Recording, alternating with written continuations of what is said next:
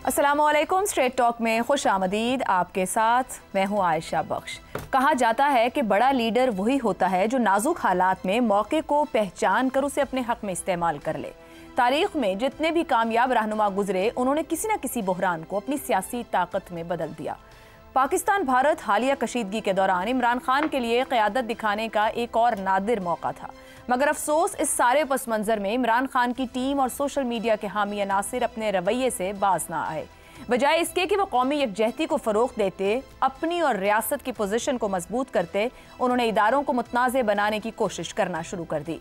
सियासी बयानिया ज़ाती दुश्मनी की बुनियाद पर रियासत के खिलाफ इस्तेमाल होने लगा, जिससे कौमी हम आहंगी मुतासिर हुई। और तो और इमरान खान की बहन अलीमा खान ने इस कशीदगी को नवाज शरीफ और मोदी की नूरा कुश्ती करार दे दिया।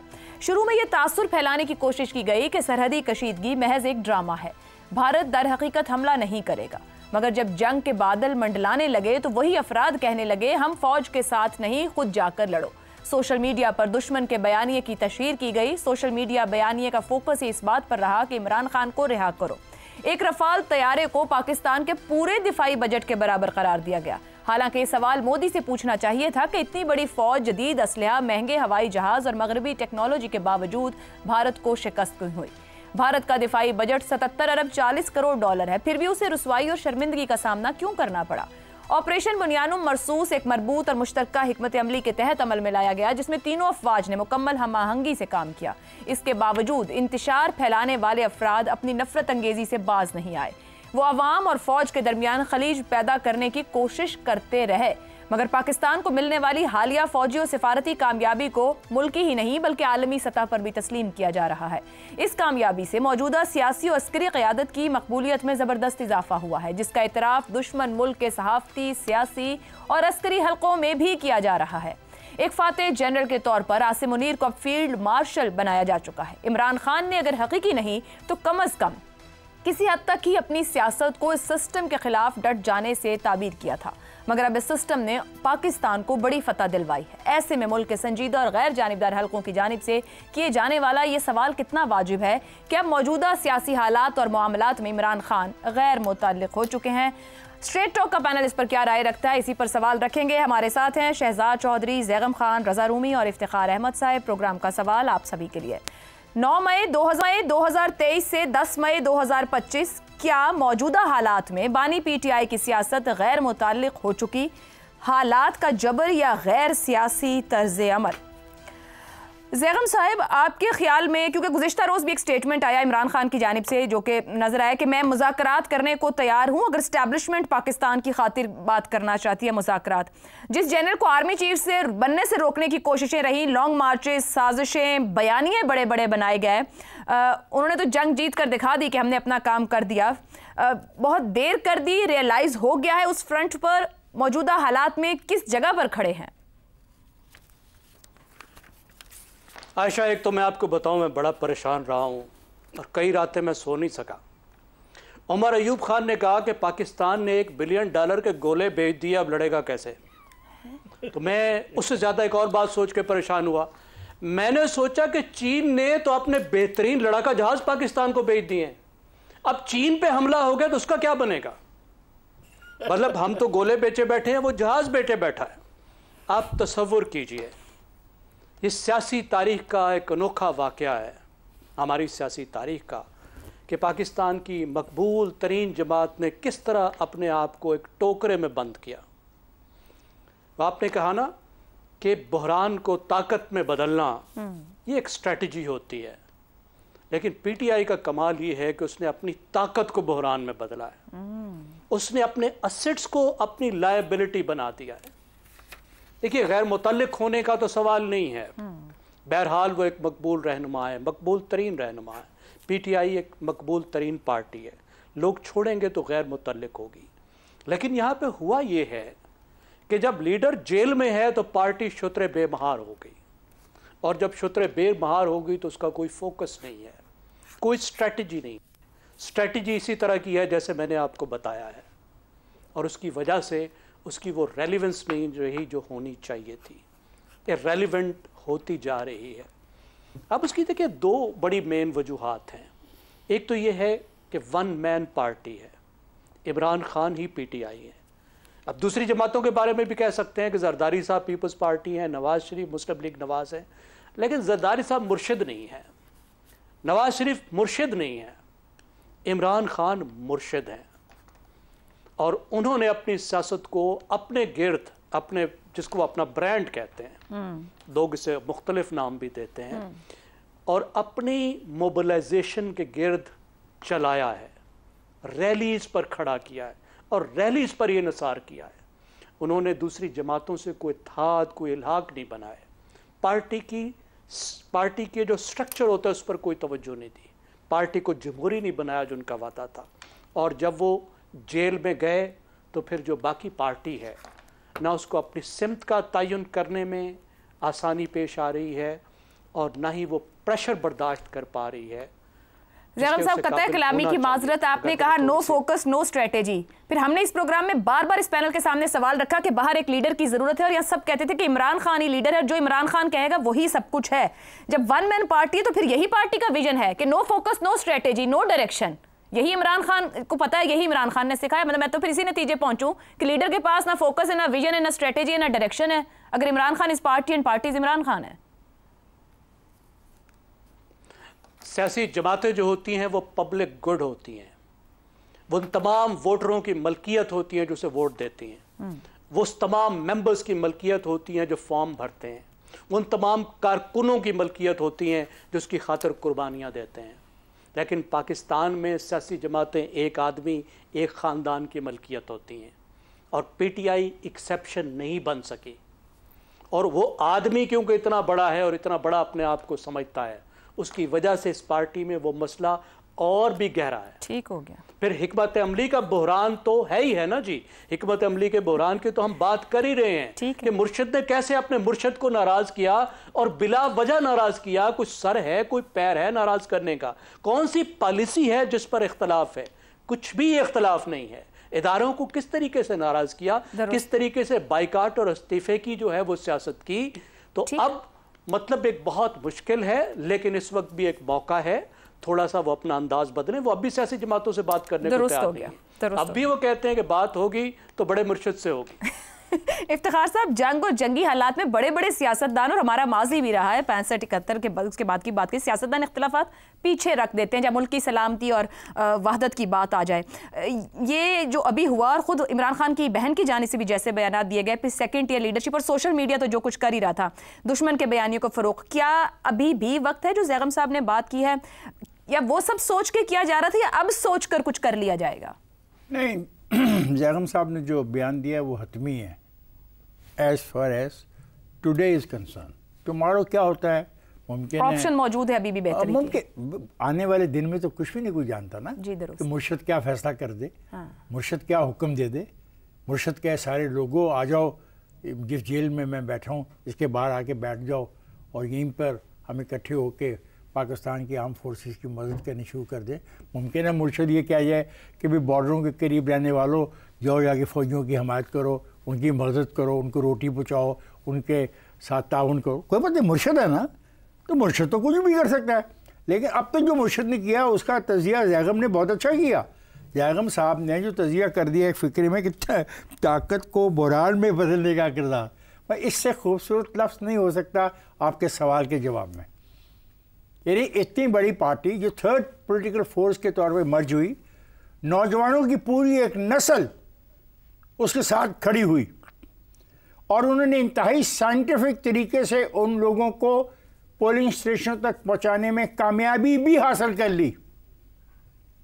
लेकिन उसके बाद फिर चरागों में रोशनी नहीं रही। और जो उनकी बहन साहबा ने फरमाया, मुझे अफसोस है कि एक पाकिस्तानी अपने आर्म फोर्सेस के बारे में ये बात कह सकता है। 9 मई को जो तुमने किया वो देखा था हमने, और हमारा ये ख्याल था कि वो तुम्हारा गुस्सा था। लेकिन जब हम फौज के से ये तवक्को करें कि वो हमें डिफेंड करे और आपका ये रवैया हो, आप हासिल नहीं कुछ कर पाए। आप कह सकते थे कि लोगों मैं जेल में हूँ, मेरी परवाह ना करो, जाओ पार्लियामेंट में जाओ, सेनेट में जाओ, असेंबली में जाओ, खड़े हो जाओ जाके पाकिस्तान के आर्म्ड फोर्सेस के साथ। और याद रखो कि तीनों अफवाज की हम आहंगी जो है यही एक हकीकत है। इस हकीकत को तस्लीम करना चाहिए। और तुम्हारे जो दोस्त सोशल मीडिया पे इस हम आहंगी के खिलाफ तबसरा कर रहे हैं, उन्हें कुछ खुदा का खौफ करना चाहिए। क्यों चाहते क्या हैं, किसकी खेल करना चाहते हैं? उनकी जिन्होंने बस जलाई आज कुसदार में, उनका खेल करना चाहते हैं? ऐसा मत करो प्लीज, मैं गुजारिश करता हूं, ऐसा न करो। ये अच्छा खेल नहीं है, इसमें तुम्हें बहुत नुकसान हो चुका है और नुकसान होगा। याद रखो, एक बहुत बड़ी जमात थी खाकसार पार्टी, और बड़ी इफेक्टिव थी, डिसिप्लिन थी। उनके लीडर ने कहा कि एक दिन मुझे इतने अगर अफराद ना हुए तो मैं पार्टी को डिसॉल्व कर दूंगा। उस दिन उतने अफराद नहीं थे, उसने पार्टी डिसॉल्व कर दी। और ये सब कॉन्टिनेंट की बहुत ऑर्गेनाइज एक फोर्स थी जो बेलचे लेके चलती थी, जो अपने घर से रोटी खाती थी, वो खत्म हो गई। तो ऐसा ना करो कि कहीं इसका नुकसान ये हो कि जो एक ख्वाहिश थी लोगों की थर्ड पॉलिटिकल फोर्स की, वो हमेशा के लिए मर जाए। ऐसा ना करो। जमहूरी अमल को बरकरार रखने के लिए तुम्हें अपना रोल अदा करना चाहिए था, तुम नाकाम रहे हो। ठीक हो गया। शहजाद साहब, क्या इमरान खान और पाकिस्तान तहरीक इंसाफ को यकीन नहीं था कि पाकिस्तान की अफवाज और सियासी क़यादत, ये जो मामला जो कशीदगी दो मुल्कों के बीच है, अस्करी और सिफारती मैदान में इस तरह की कामयाबियां हासिल कर लेंगी जो उन्होंने उस तरह के रवैये इख्तियार किए जो हमारे सामने रहे? नहीं, मेरा ख्याल है कि ये वजह तो नहीं बनी उनकी सियासत गैर फाल होने की, या ये सवाल जहाँ पे उठ सके कि क्या उसकी सियासत गैर मुतल्लिक हो चुकी है या नहीं। मैं तो समझता हूँ पीटीआई की सियासत गैर मुतल्लिक होती लगती जा रही है मुझे। क्या सियासत का मतलब क्या है? ये जैसे हम कहते हैं कि गैर मुतल्लिक होगी, सियासत किससे कहते हैं? उनके नज़दीक सियासत किसे कहते हैं और आम तौर पे हम सियासत किसे कहते हैं? सियासत तो ये है कि पाकिस्तान के जो बहरान इस वक्त हैं भारत के साथ ताल्लुकात, उसके ऊपर पाकिस्तानी कौम को क्या क्या आगे किस तरीके से अपना रास्ता बनाना चाहिए, लायामल क्या होना चाहिए, चैलेंजेस क्या है, क्या खतरात पैदा हो रहे हैं हमारे इर्द गिर्द जो भारत के साथ मामला चल रहे हैं, इससे हमारी मुआशरती या सिक्योरिटी और हमारे जो डिफेंस के मामला हैं, न्यूक्लियर के मामला हैं, ये किस नहज पे जा रहे हैं। तो सियासत तो आज की जो सियासत है वो तो ये मांग रही है कि सबका जहन इस तरफ चलना चाहिए। सियासत इससे कहते हैं। सियासत यह है कि दहशतगर्दी का इल्जाम पाकिस्तान पे लग रहा है, एक दहशतगर्दी का बहाना बना के हम पे हमला किया गया। सियासत ये होनी चाहिए कि पानी के ऊपर हमें खतरात से निपटना पड़ रहा है, उसके बारे में अगर हमारी अपनी पॉलिसी क्या होनी चाहिए। ये नहीं कि हमने भारत के साथ जंग करनी है, पानी के मामला, पानी की सियासत जो है, पानी अपने मुल्क में किस तरीके से स्टोर करना है, ये सियासत का हिस्सा है। मईशत हो, मुआशरा हो, सहाफत हो, सिक्योरिटी हो, ये सियासत के 4 बड़े फोकसेस होने चाहिए। तो मुझे नहीं पता इसके अलावा कोई सियासत किसी को और को क्या समझते हैं। हाँ, अगर आप पार्टी की सियासत कहते हो तो आपकी पार्टी की तंजीम बहुत अच्छी होनी चाहिए, उस पार्टी का किरदार फाल होना चाहिए। आफ्टर ऑल आप पार्लियामेंट में बैठे हैं, आप एक सूबे की हुकूमत लेकर चल रहे हैं, उस सूबे में दहशतगर्दी है, उस सूबे के अंदर पानी के जखायर भी अच्छे खासे हैं, तो आप उस सूबाई लेवल के ऊपर वो जो दहशतगर्दी है, ये जो पानी के जखायर हैं, बिजली का मसला पाकिस्तान में भरा हुआ है, आप अपने सूबे में बिजली के मामला किस तरीके से तय कर रहे हैं कि पाकिस्तान का मजमूई जो जो जो जो मईशत के ऊपर असर है बिजली के बहरान का, वो कम से कम तर हो सके। मुझे तो वो सियासत नजर आती है। मुझे नहीं पता ये और किसको सियासत कहते हैं। अगर इनके नजदीक सियासत, हाँ ओके, ये भी मान लीजिए, चले वो बानी पीटीआई को आजाद कराने की सियासत कहते हैं, लेट्स से दैट, ये भी मान लेना चाहिए, ये भी उनका हक है, बिल्कुल जरूर करें। आफ्टर ऑल वो भी उनका लीडर है, उसको निकालना चाहते हैं, उसके लिए भी कोई तरीका होता है ना, तरीकाकार निकालना पड़ता है ना। आप अदालती एक प्रोसेस है, अदालत प्रोसेस में उसको लेके चलो। तो रोजाना इतने बिखरे हुए बयान, इतनी एक जिसे कहते हैं कि लॉस्ट किस्म की सोच और उसका तर्जे तकल्लुम, यानी किसी को ये नहीं पता बाएं हाथ को दाएं हाथ क्या कह रहा है, दो इकट्ठे बैठे हुए लोग दो मुख्तलिफ बातें कर रहे हो। Very valid point. ना तंजीम, ना उसकी सियासत पाल, ना उसका डायरेक्शन क्लियर, ना ये पता कि वो क्या करना चाहते हैं, क्या कर। मैं सिर्फ अब पार्टी की सियासत की बात कर रहा हूं जी। और अगर पार्टी की सियासत को ही और बानी पीटीआई को ही आजाद कराना उनके नजदीक सियासत है, सिर्फ इस हद तक, तो फिर उसके लिए आर्ट ऑफ द पॉसिबल किसी ने डिफाइन कर दिया था आज से बहुत देर पहले कि सियासत आर्ट ऑफ द पॉसिबल कहते हैं। तो इन हालात के अंदर हम बेस्ट क्या कर सकते हैं, ठीक, वो फिर सियासत होगी जो उसकी पार्टी को थोड़ा बहुत बचाएगी, उसकी सियासत को आगे लेके चलेगी। लेकिन यहां पर तो सियासत की डेफिनेशन ही टोटली डिफरेंट है। छोटी सी बात करता हूं मैं, फिर मैं खत्म करता हूं, आपका टाइम शायद ज्यादा हो गया। एक हमारे साथी हैं, वो बेचारे आजकल, उससे मैंने पूछा, वो टीवी के एंकर हैं, कि क्या हुआ? वो कहते हैं जी मैं थोड़ा सा जरा आजकल स्ट्रेस में हूँ, थोड़ा मुझे हटा दिया गया है, मैं कर नहीं सकता। क्या वजह? कि तुम सियासत के प्रोग्राम नहीं करोगे। मैंने कहा सियासत के प्रोग्राम करने से क्या मुराद है? हाँ। यानी हमारा एक अच्छा खासा मेन स्ट्रीम एंकर ये कहता है कि पीटीआई के बारे में बात नहीं कर सकता। करता हूं भाई, पीटीआई सियासत नहीं है, और सियासत मुल्क के मसाइल हैं जिनको के लेके आगे चलना है। Very true. पीटीआई को भी चाहिए, हमारे मीडिया को भी चाहिए, हमें भी चाहिए कि सियासत की डेफिनेशन दोबारा पढ़ें, देखें सियासत का मतलब क्या है, ताकि हम अपने मुल्क के लिए फायदा मुल्क की मामलात फोकस बने। रजा रूमी साहब, एक तो सवाल का जवाब दीजिएगा कि क्या हालात का जबर या गैर सियासी तर्ज अमल है, पीटीआई यहाँ खड़ी है, या आपके ख्याल में है भी या नहीं है, वो सही डायरेक्शन में सही जगह? थोड़ा सा कंपैरिजन 2019 की हैंडलिंग उस वक्त की गवर्नमेंट की पुलवामा की और अभी पहलगाम जो कशीदगी वाला वाकया रहा है, इसकी आपके ख्याल में क्या इमरान खान का मुकाबला शहबाज शरीफ के साथ मुमकिन है? क्या इमरान खान इतनी बारीक सिफारतकारी कर पाते? देखिए, पहली तो ये बात है, आपने चूंकि 2019 और आज का वो मवाजना कर रही हैं, तो असल तो जो मवाजना है वो इमरान खान और शहबाज शरीफ का नहीं बनता, वो जनरल आसिम मुनीर और जनरल बाजवा का बनता है। उस वक्त का जो था रवैया और स्टांस इस मामले पर, वो आज के जो जनरल आसिम मुनीर की क़यादत है आर्मी की, और इस वक्त जो सिक्योरिटी का उनका है वर्ल्ड व्यू, वो बहुत मुख्तलिफ दिखाई देता है। उस वक्त तो इमरान खान साहब ने ये कहा था कि क्या मैं जंग कर दूं, क्या मैं हमला कर दूं भारत के ऊपर, और फिर इतना बड़ा वो जो वाक़या हुआ कश्मीर को जम करने का, उसके बाद आपको याद ही है कि क्या रिस्पॉन्स था कि जी आधा घंटा जो है सड़क पर खड़े हो जाएंगे हर जुम्मे को और एहतजाज होगा। अब उससे क्या मोदी ने कश्मीर को छोड़ देना था या आज़ाद कर देना था? तो वो तो बिल्कुल ही एक, आप छोड़िए, वो तो फरोई कंपैरिजन है। मतलब उस पर कम ही बात की जाए तो बेहतर है, क्योंकि पाकिस्तान को उस वक्त कहीं ज़्यादा जो है अपनी रिस्पॉन्स आना चाहिए था।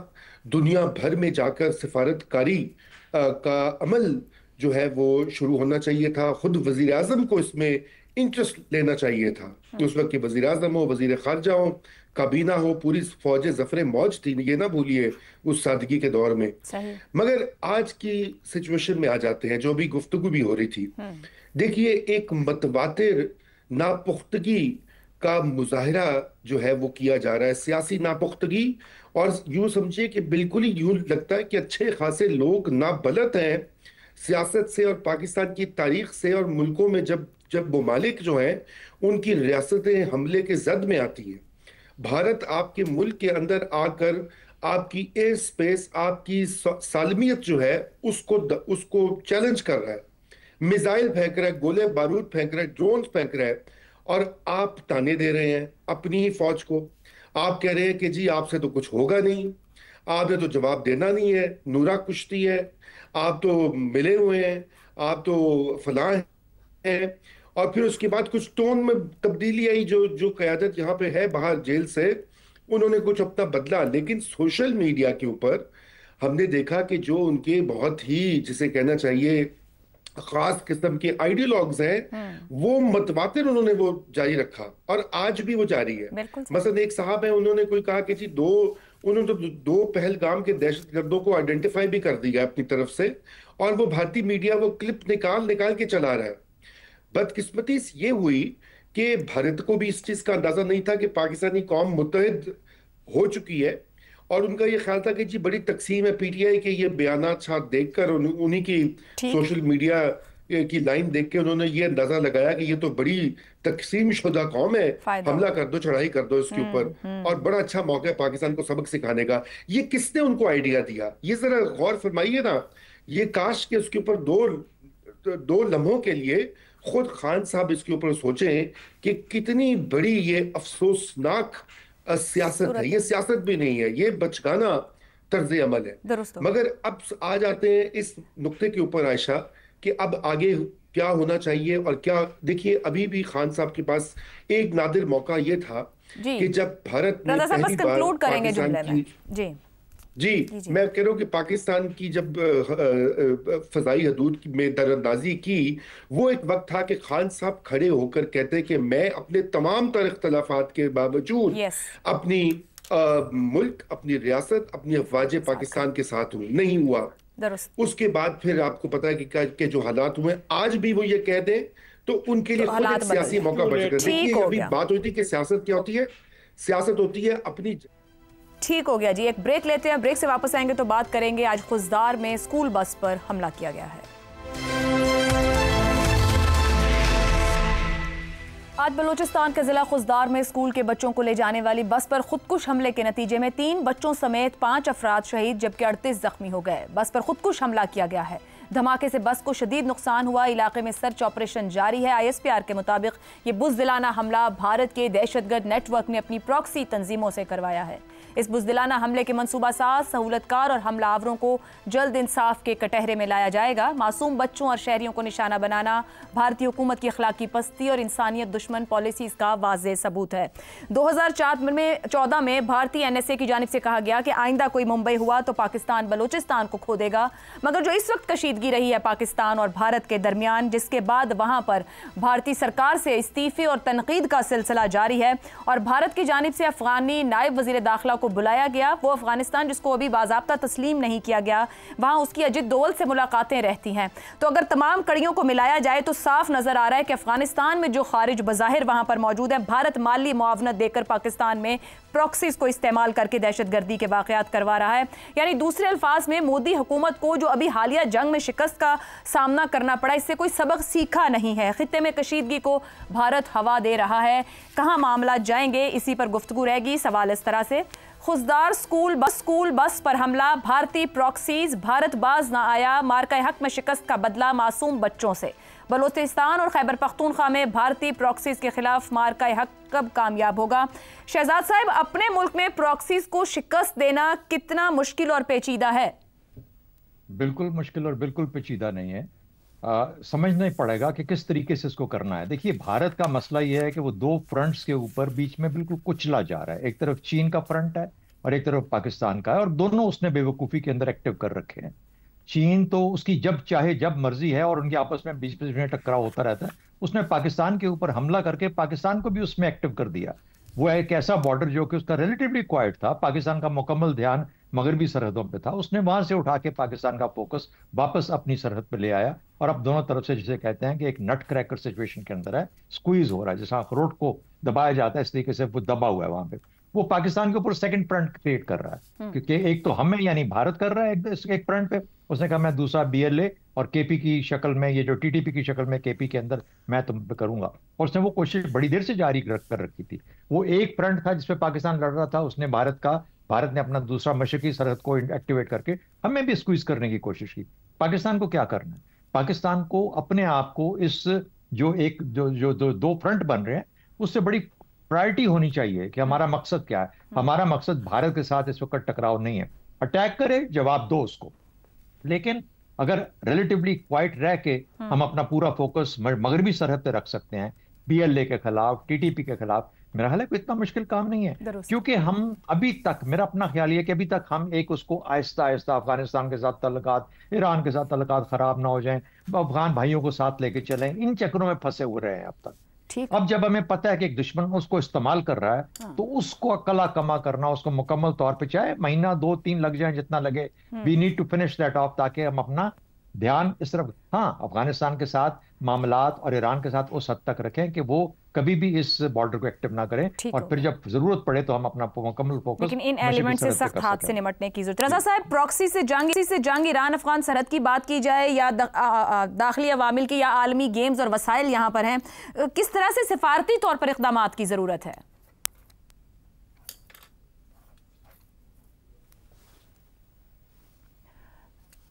रजा साहब, आवाज नहीं आ रही है।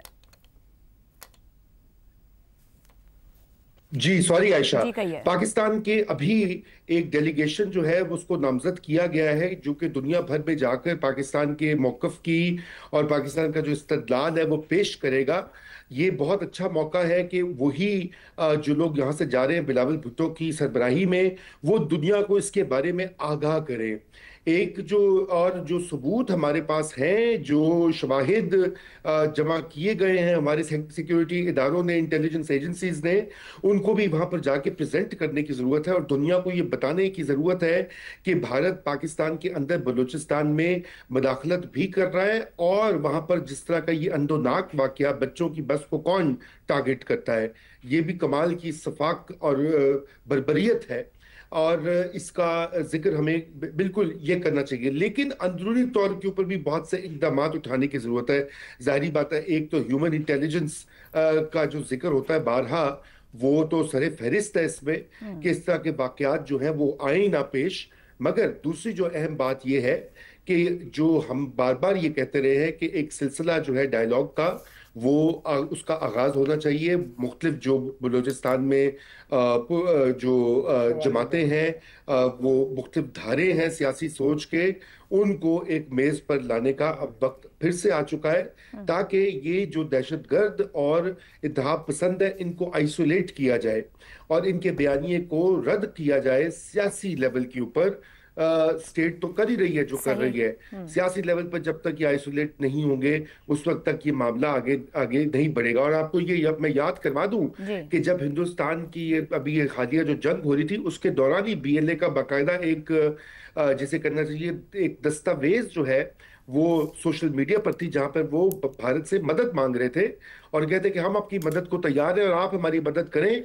ये अच्छा मौका है पाकिस्तान को एक सबक खुल के सामने, एविडेंस जो है सबके सामने है। मेरे ख्याल से यही बात है कि हम इसको किस मौसर तरीके से दुनिया को ये बावर करवा सकते हैं कि भारत जो है, जो हर वक्त दहशतगर्दी का इल्जाम पाकिस्तान पे लगाता रहता है, खुद पाकिस्तान में प्रॉक्सी वॉर लड़े जा रहा है।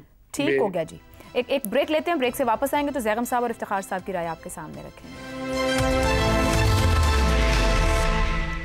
प्रोग्राम के आखिरी हिस्से में एक बार फिर खुशामदीद। ज़ैगम साहब, ये जो बलूचिस्तान खैबर पख्तूनख्वा में भारत प्रॉक्सीज के जरिए नुकसान पहुंचा रहा है, अफगानिस्तान की दाखिली सूरत हाल को कितना बारीकी से देखने की जरूरत है, किस तरीके से उस पर असरअंदाज होने की कि वो इस्तेमाल ना हो, मतलब इसके लिए क्या करने की जरूरत है?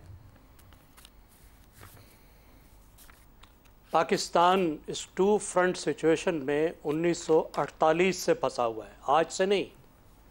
1948 से भारत हमारा मगरबी सरहद इस्तेमाल कर रहा है जी। जब उसने एक आज़ादी के मुजाहिद फ़कीर ईपी को वरगला कर, धोखा देकर पाकिस्तान के ख़िलाफ़ बगावत पे उकसाया था, उस वक्त से अब तक। तो पाकिस्तान दो फ्रंट से क्यों फंसा हुआ है? इस वजह से कि हम दो फ्रंट से बचने की कोशिश कर रहे हैं। हमारे मगरबी जो बिरादर हैं, ख़ास तौर पे अफ़गानिस्तान, वो समझते हैं कि हम हर सूरत में टू फ्रंट को अवॉइड करेंगे, ये हमारी कमज़ोरी है, इसलिए वो हमें टू फ्रंट देते हैं, इसलिए वो मगरब से हम पर हमला आवर होते हैं। 1948 में एक बगावत मैंने आपको गिनवा दी, दूसरी बलूचिस्तान से भी अफ़गानिस्तान ने सपोर्ट की थी। 50 और 60 की पूरी दहाई में पश्तूनिस्तान का उसने तमाशा खड़ा किया था। 61 में पाकिस्तान पे फौजी हमला किया था बाकायदा फाटा के इलाके में।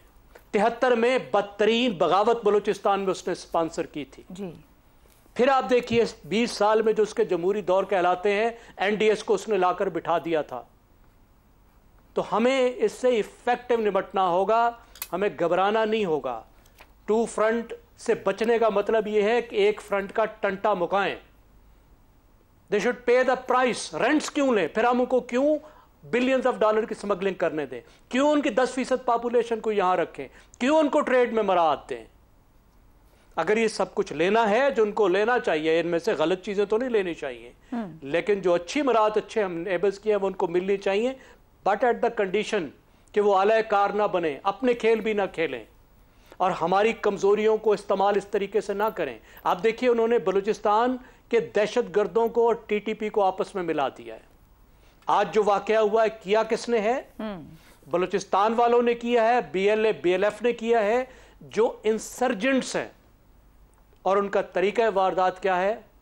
TTP वाला। सही। इसलिए कि अफगानिस्तान ने इन दहशतगर्दों को TTP का शागिर्द बना दिया है। ठीक हो गया।